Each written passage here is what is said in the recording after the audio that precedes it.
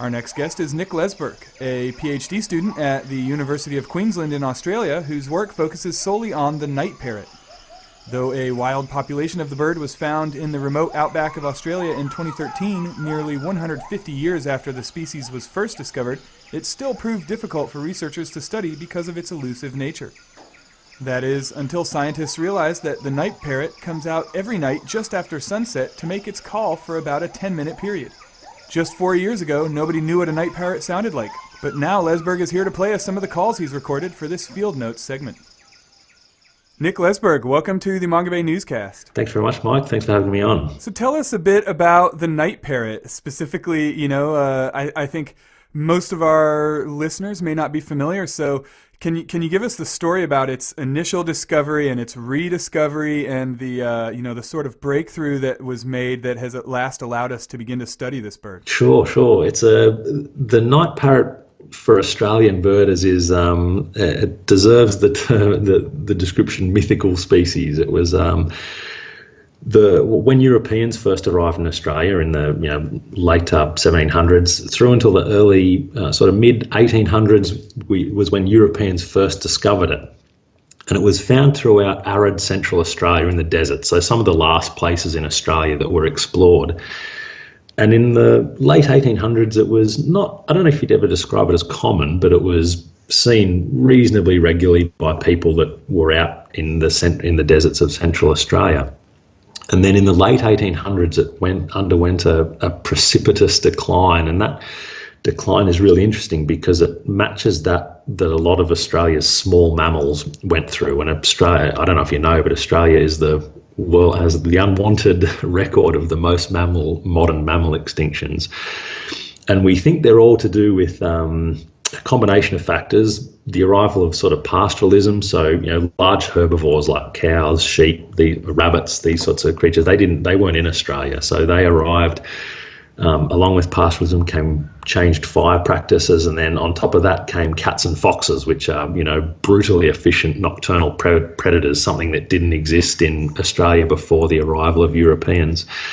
And so we think those all sort of combined to drive down the populations of small mammals, and the night parrot got caught up in it because the night parrot is, for all intents and purposes, a small mammal. It's terrestrial. It does fly, but it spends 99% of its life on the ground. It's nocturnal, so it would comes out at night. Presumably, it evolved that way to avoid predators, and then suddenly there were these cats that just had no worries knocking them off. So after the late 1800s and early 1900s, they pretty much disappeared, and there was no. Although there were records of them throughout the 20th century, they were not from anyone that was, the birding fraternity considered reliable. So there was like reports of records, but no one ever got a photo. No one ever, had a dead one until 1990. These two, some of Australia's eminent ornithologists found a dead one by the side of a road in the desert. That was followed in 2006 by a dead one found in under a fence in Western Queensland in the desert. And then finally in 2013, a guy called John Young finally got incontrovertible proof of the existence of the night parrot. He actually photographed one, and that sort of precipitated what is what we're able to do now, which is the first ever real study of night parrots. And so, how did you first come to study the species? Mate, I just got lucky. So when after John discovered the birds in Western Queensland in 2013, it coincided with a grant of an environmental condition that a mining company had to expend some money on night parrot research as a condition for a development they were doing. And they employed a guy called Steve Murphy, who was a rangeland ecologist and had done some thinking about night parrots before. No one could really say they'd worked on night parrots before. A lot of people had thought a lot about them. Steve had, and so he got this contract to work on them. So for 3 years, he worked on these birds in Western Queensland, and his contract ended in late 2016. His fieldwork ended, and they were looking for it to continue on. And typically in that situation, you go to a university, and I was at the University of Queensland, and we got lucky enough to pick up where Steve left off, and I was the guy that got the project. So Yeah, very, very lucky. We've got a handful of recordings to listen to here, but first, can you tell us a little bit about how bioacoustic research has helped inform your work? Yeah, for sure. So one of the most important discoveries that Steve made was that the place where the birds were found got has been made a reserve. It's called Pullen Reserve. It's managed by a organisation called Bush Heritage Australia. And one of the key findings from Steve's research is that bioacoustic recording is pretty much the only way to study this bird. You can't. They're so cryptic and they sit so tight during the day. They hide in these clumps of a spiky grass called spinifex, and they make these little tunnels into it, and they just sit in there. And I've on the 2 or 3 occasions that I've seen them, that I've flushed them accidentally from spinifex. It's obviously, being a rare bird, you're not trying to do it deliberately. I've happened to do it just a couple of times, and they literally flush from a metre away from you. So Steve tried camera traps, and they didn't work. The way to detect these birds was using bioacoustics, and Steve found that they have these really quite predictable calling periods.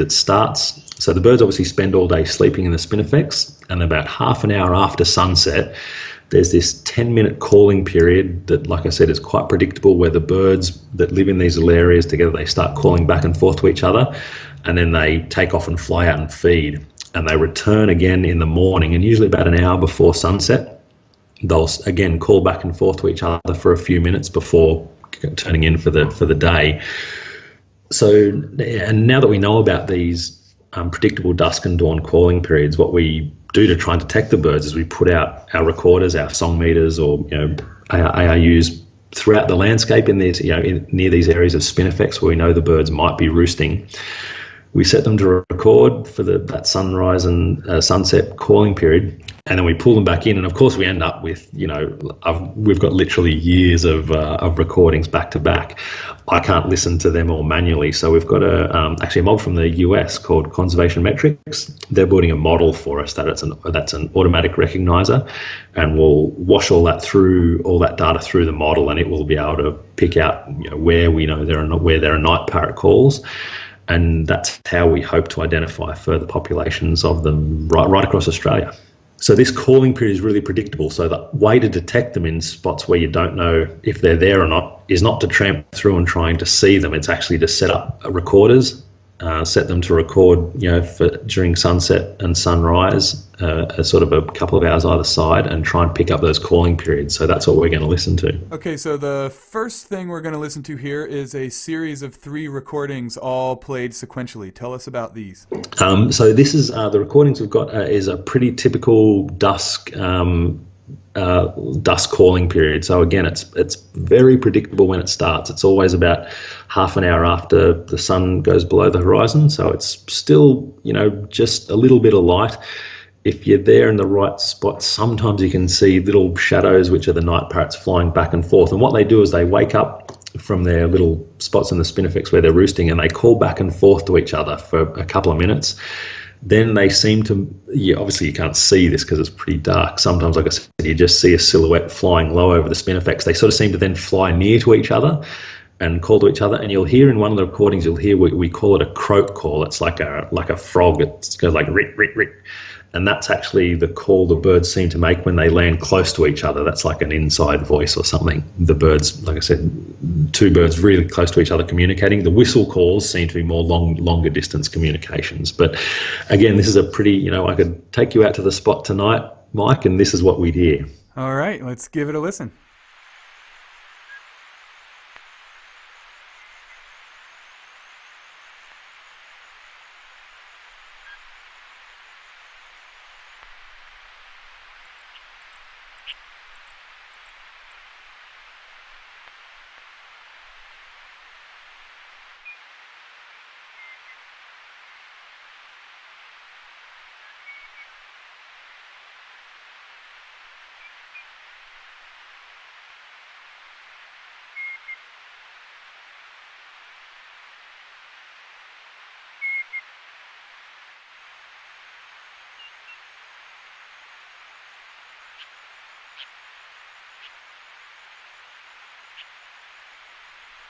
Okay, now we also have a recording of a nest failure. Tell us about this one. Yeah, so one of the, being able to study this bird for the first time in its, history really, has given us the opportunity to look into some of things like nesting and that sort of thing. So Steve, during his research, found one nest that was active right at the end of his field period. Subsequent to that, during the work that I've done, we've found a couple of more nesting attempts, and one of them we were able to we found the nest was active. And then we were able to watch it we watched it from about sort of 100 meters away. This is an extremely rare bird. So all those, usual active techniques that you would use are sort of, are not available. So we had to sit a long distance away. We're watching through night vision goggles so we could see the bird come and visit the nest. And we watched it for 2 nights and sort of things seemed to go to plan. Then this third night we were watching, the bird, one of the birds flew into the nest. It stayed in there for about 2 or 3 minutes, and then it flew out of the nest, and I think you can hear that on the recording, just like this fluttering, and then it lands right next to the spinifex hummock that the nest was in, and then starts calling. And you can hear it's a duet. You can hear we call it ding-de-ding, and then in response you can hear like a dink-dink, and we think that's the male and the female sort of calling back and forth to each other. And so that was unusual. We hadn't seen that happen in the other nights we'd been watching. So the next day we actually went closer to, we had a recorder set up close to the nest to recover that and check it, and found that the nest had failed. So that was our clue that after visiting the nest, it came out and then started calling back and forth to each other. Okay, here's that recording.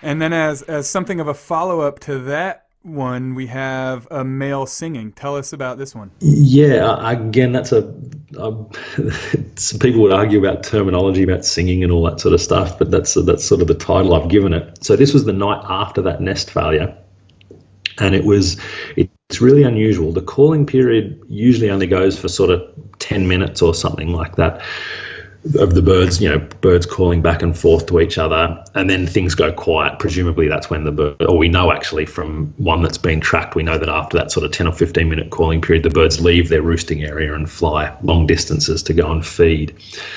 This was really unusual because this was just that one call, that ding-de-ding call, which we think is the male, and he just called for about 40 minutes, and it was about the whole recording, obviously I'm not going to listen to the whole thing, but the whole recording went for about 40 minutes, and there was something like 50 calls in it, so he was calling like every sort of 40 seconds, which is really unusual. So yeah, I can only presume that this was him calling out to his female to say that he wants to, maybe wants to have another go. Okay, here we go.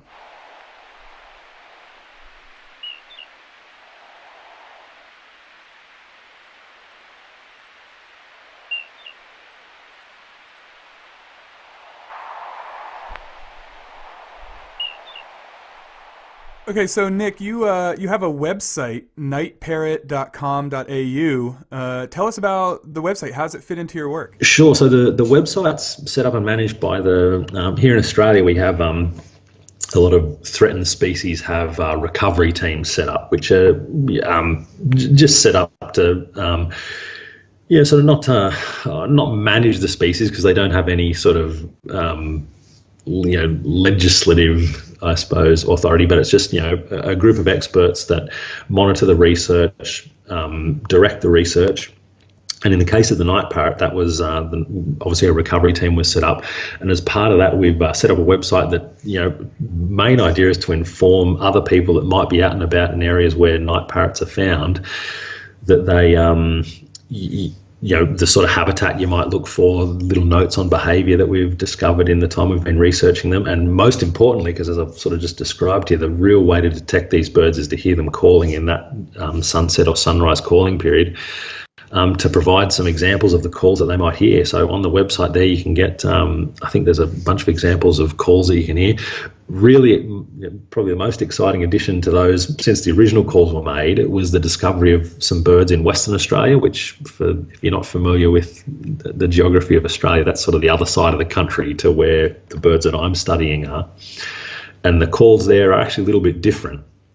So that's but yeah, you can jump on the Night Parrot website, you can hear the calls, and if you're, like I said, if you find yourself in Australia and want to go out looking for night parrots in the middle of the desert, that's what you've got to listen for. Tell us a little bit about, why do you feel the story of the night parrot is an important one to share with the world? Look, I'd hope that it's a bit of a beacon of hope, So I talked at the start about how so many of Australia's small arid zone mammals have declined significantly and in many cases gone extinct. So, and the night parrot was, it went down the same pathway. So the night parrot was still out there somewhere waiting for us to discover it is, I think, like I said, just a little beacon of hope. I hope that there's, we've found a way to detect this bird, and hopefully we can use, hopefully we can apply that across the wide brown land that is Australia, and maybe these things are out there somewhere else as well. Or, we know for certain they're going to be out there somewhere, but now that we've worked out our little trick of the calls and maybe trying to detect them, can we get out there and find more of them? And what does that mean if this thing sort of, it persisted under our noses and we just had to find a way to find it? I'd like to hope that maybe there's something else out there, like a pig-footed bandicoot or a lesser bilby, these animals that are just presumed to be extinct. But, maybe they are out there somewhere. We've just got to work out how to find them. So, like I said, hopefully the night parrot is just, like I said, a little ray of hope among what's, really a pretty sad story. Well, Nick Leseberg, thank you so much for sharing these recordings and your work with us today. No worries, Mike. Thanks for having me. I really appreciate it. If you want to hear about all of the stories we publish every week at Mongabay.com, subscribe to our free weekly email newsletter and you'll get a summary of all of our articles published in the last 7 days sent direct to your inbox every Thursday. Plus you'll get announcements of upcoming Mongabay events and writing opportunities. Subscribe at Mongabay.com/newsletter. And don't forget, you can subscribe to the Mongabay Newscast on Android, iTunes, Google Play, Stitcher, and TuneIn. And of course, you can read all of our news and inspiration from Nature's Front Line at Mongabay.com. If you prefer to keep up with us on social media, follow Mongabay at Facebook.com/Mongabay or on Twitter and Instagram. On both platforms, our handle is at Mongabay. Thanks as always for listening to the Mongabay Newscast. I'm your host, Mike Recchi, signing off and wishing you a Happy New Year. Talk to you again in 2 weeks.